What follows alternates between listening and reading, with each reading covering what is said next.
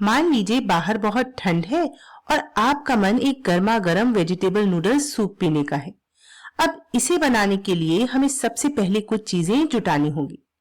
हमें सूप को एक खास स्वाद देने के लिए वेजिटेबल स्टॉक चाहिए और पेट भरने के लिए थोड़े नूडल्स, फिर रंग और मिठास के लिए गाजर और प्याज, और जायका बढ़ाने के लिए नमक और काली मिर्च। ये सारी चीजें मिलकर बनाती हैं हमारा पसंदीदा सूप, यह आरामदायक भोजन जिसे हम सभी पसंद करते हैं।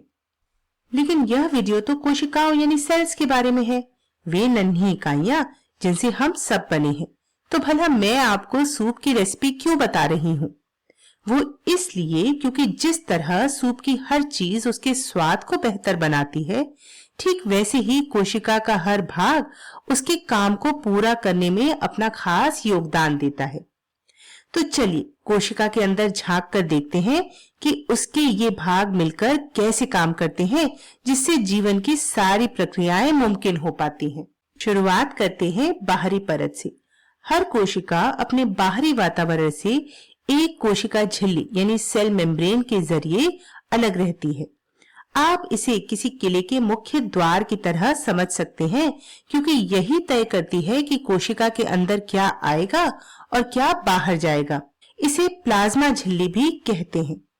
कोशिका के अंदर एक जेली जैसा पदार्थ भरा होता है, जिसमें कोशिका के विभिन्न भाग सुरक्षित रहते हैं।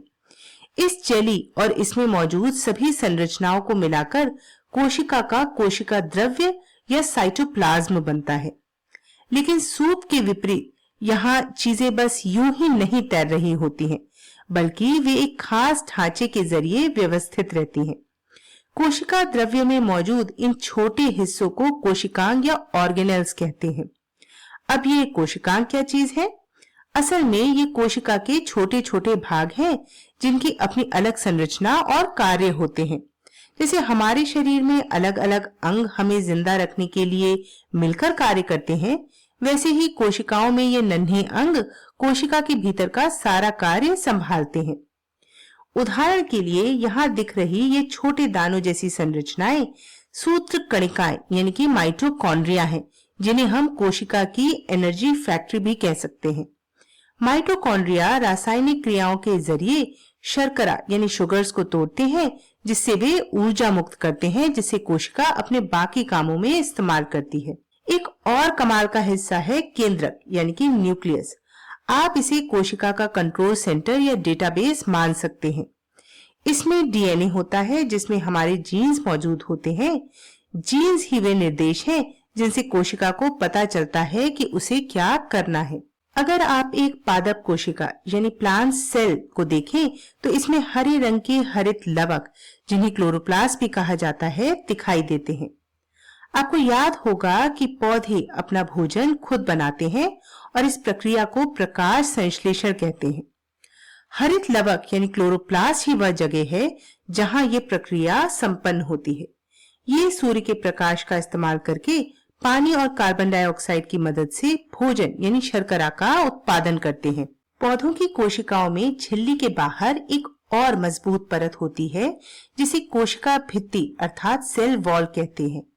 यह कोशिका को एक मजबूत आकार और सहारा प्रदान करती है।